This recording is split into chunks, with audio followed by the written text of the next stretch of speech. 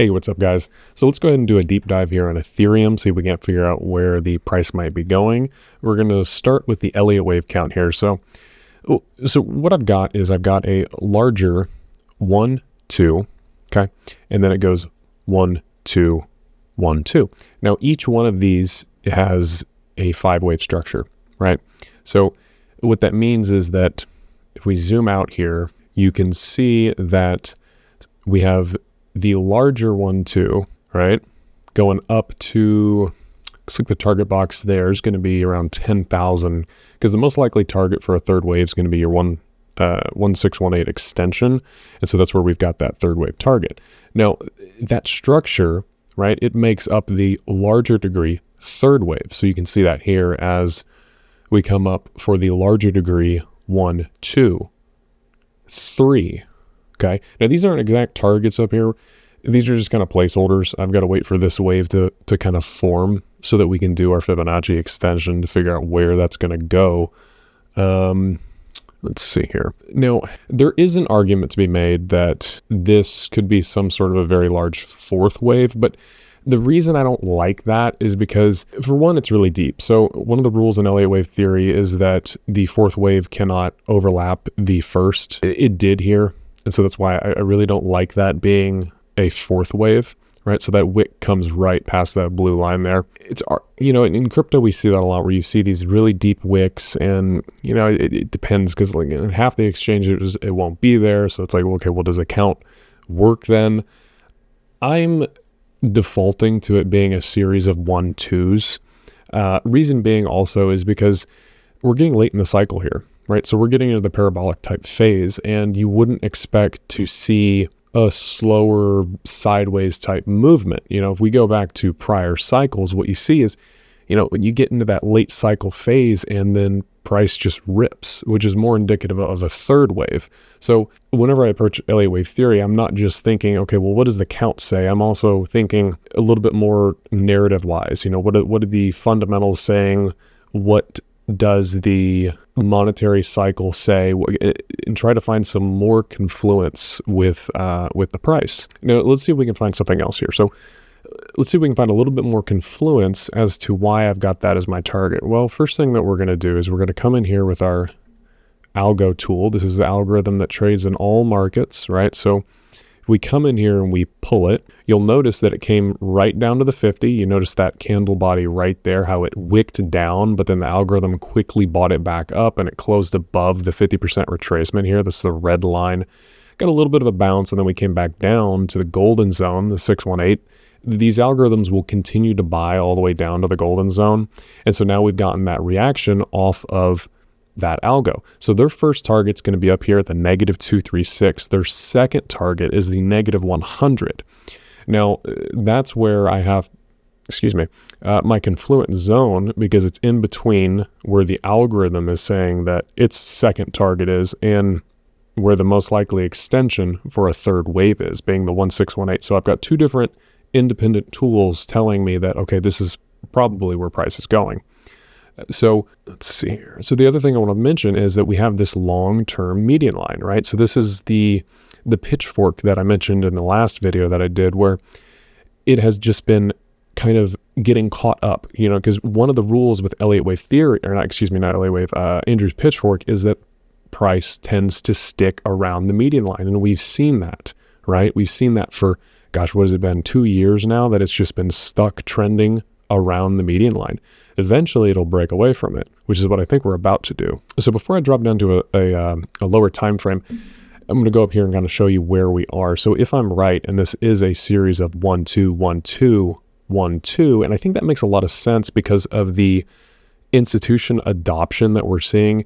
Saucel, I'm probably butchering the name, but he's on X. He's put out a list, and I didn't even realize that the list was this big. All the institutions that have begun, and by institutions, I don't mean like hedge funds. I'm talking about like big companies like Sony, Visa, that are starting to build on Ethereum. So I think that with them getting involved, I think it makes a lot of sense that we are gearing up with a series of 1, 2s.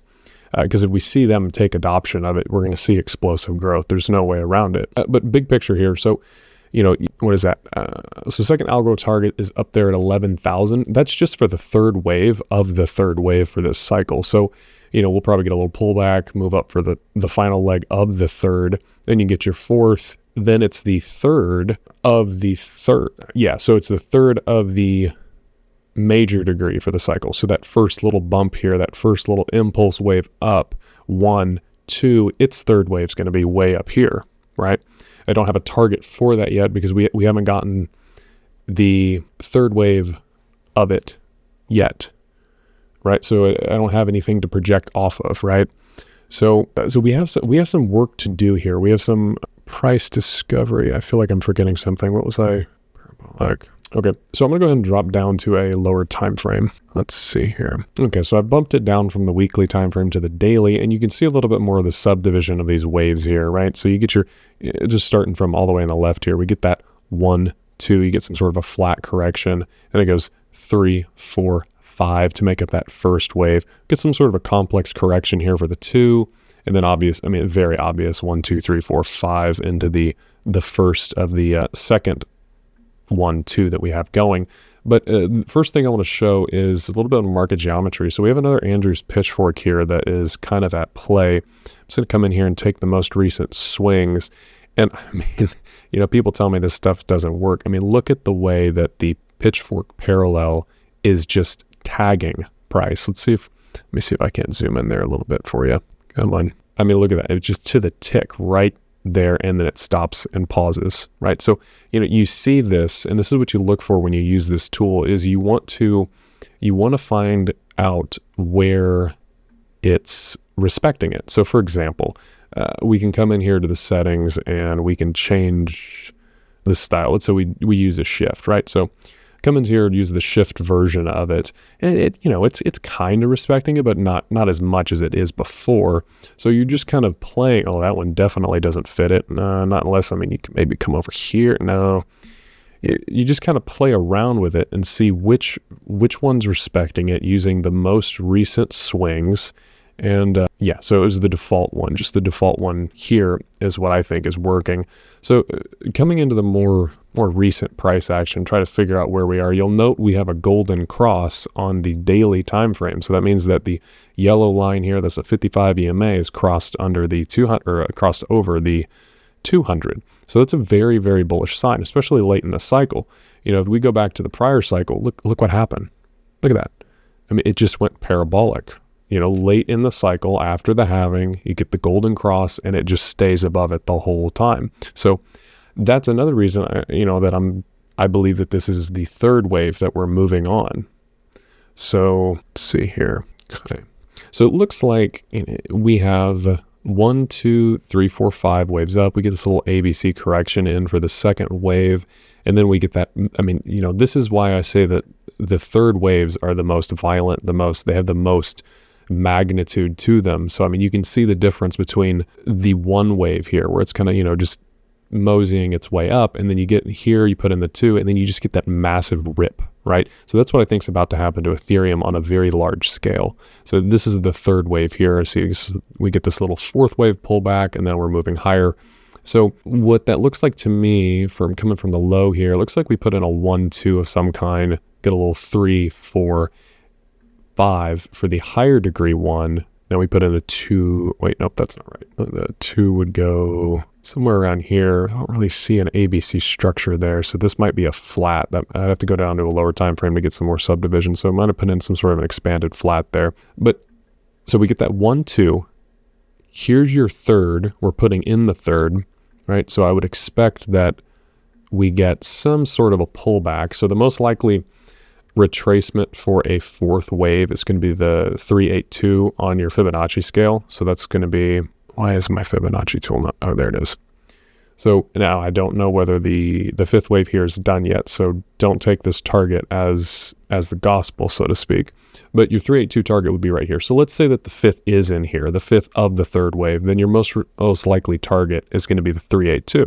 So it would pull back to here. And that makes a lot of sense because one of the kind of guidelines of the Elliott Wave Theory is that typically whenever you have a higher degree fourth wave, it's typically going to retrace into the price territory of the lower degree fourth wave. So we have the lower degree fourth wave here. So it makes sense that the higher degree fourth wave would come down into this area. So from there, you know, we'd get the little push up to the negative 236 there. Get this out of the way. And so that is just the one wave, right? So if we use our larger degree Fibonacci tool, we can pull the overall. Again, these aren't exact targets. This is just to show you how it's done. So let's say that the fifth wave here stops at the negative 236, which is at 3,900. I would then expect a pullback down if this is a 1, right? So we put in a 1, 2, 3, 4, 5 to make up a larger degree first wave. So then we would expect an ABC correction back down to the 50, right? So the most likely target for a second wave is between the 50 and the 618. So if that does happen, we would expect a pullback. Now, given that you're getting a golden cross, it might not. We might get a very shallow correction for a second wave. Oftentimes, I've seen that when you get a golden cross on the daily, you don't get that stereotypical deep retracement for a second wave. A lot of times you get it's a little bit more shallow. Maybe it only goes to 382. So we'll just have to kind of wait and see what price decides to do once this wave unfolds. But essentially what you'd be doing is you want to look for a trade, right? So I wouldn't buy here, right? I wouldn't buy at the top. It could not be the top. It could keep going, but I always like to buy on these algorithms. And the reason I do that is because these algorithms are what the big money trade. These are what institutions trade. They trade these retracements, these measured moves. So I want to piggyback on top of their trades. I don't want to try to buy at the top here. I don't like buying breakouts. Breakouts are that's how you lose money. So you wait for price to come back to you. So there's not a trade here at the moment, but I'm keeping track of it. I'm waiting, I'm looking, if we get a nice retracement. So for example, let me see if I can find a little trade example for you. Actually, here's one. So perfect example here. You get your big move up, you get your 1, right? Now, I don't know what the exact corrective structure is here because I haven't done a count, but we're just going to assume A, B, C, okay? So what I would do if I wanted to buy here back then is I would have been loading up, right? So I would have my orders down here and work my way all the way down to the 618 with a target, right? Knowing that we have a 1, 2, right? And the third wave is going to be the most violent, the most magnitude to it. My first target would be here at the negative 236, take a little profit off. But my big target would be way up here at $11,000 if I were to have bought in it here, if that makes sense. So hopefully this gives you a little bit idea where we are in the markets. I know it's been a while since I've done one of these deep dive technical analysis. If you like it and found it valuable, please subscribe, helps the channel grow. And until next time, talk to you soon.